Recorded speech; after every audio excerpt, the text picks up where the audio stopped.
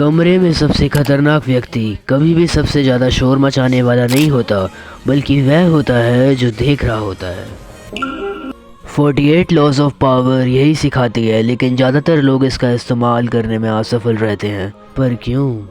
जब आप चुप रहते हो तब आप एक शीशा बन जाते हो जहाँ बाकी सब लोग बोलकर अपने आइडियाज़ रिवील कर देते हैं। वहीं एक आम आदमी साइलेंस को वर्ड्स से फिल करने की कोशिश करता है क्योंकि उसे डर लगता है।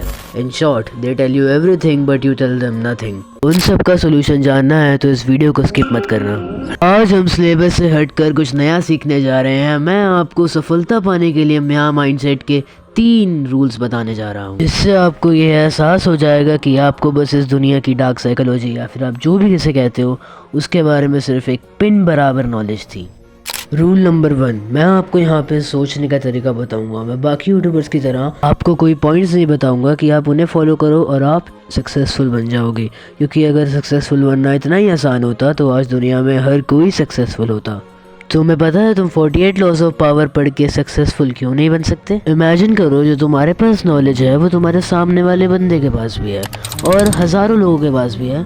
तो क्या मुझे अब बताओ, तुम कुछ उखाड़ पाओगे? जब तुम नेक्स्ट टाइम कोई बुक पढ़ने जाओ तो सोचना कि क्या ये बुक तुम्हारे सच में काम की है या फिर तुम्हें उसी रेस में ले जाएगी जहाँ तुम पहले दौड़ रहे थे।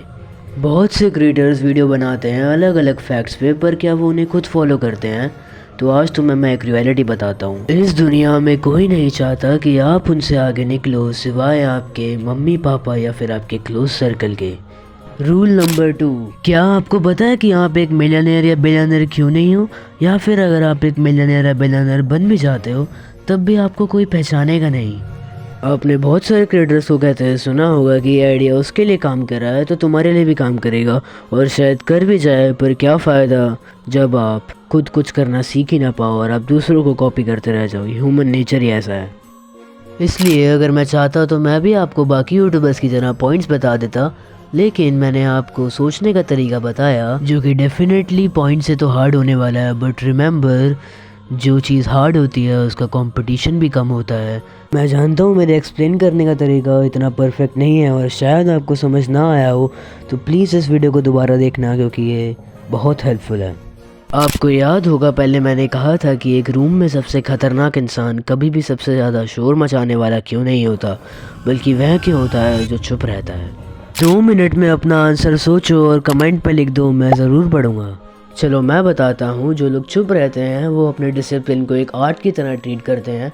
वो लोग तुम्हारे सामने तो होते हैं पर उनका दिमाग कहीं और होता है और वो अपने गोल्स किसी को नहीं बताते। और 90% लोग जो शोर मचाते हैं वो अपने गोल्स के बारे में बात करते हैं और इसमें कोई गलत बात भी नहीं है, लेकिन जब दूसरे उनके गोल्स के बारे में बात करते हैं तो उन्हें लगता है कि उन्होंने वो अचीव कर लिया है और वो उसको सोच के खुश हो जाते हैं और अपने गोल्स में अपना 100% नहीं देते, जिससे वो डिस्ट्रैक्ट हो जाते हैं। रूल नंबर 3, अपने दिमाग का इस्तेमाल करना शुरू करो, क्योंकि हर ज्ञान सही नहीं होता, जैसे हर चेहरा भरोसेमंद नहीं होता। इसका मतलब तुम्हें मैं नहीं समझाऊंगा। ये तुम्हारी चॉइस है कि तुम्हें इस पे भरोसा करना है या नहीं, पर अगर तुमने मेरी बातों को डिकोड कर लिया तो तुम उस वहम के पिंजरे से बाहर आ जाओगे।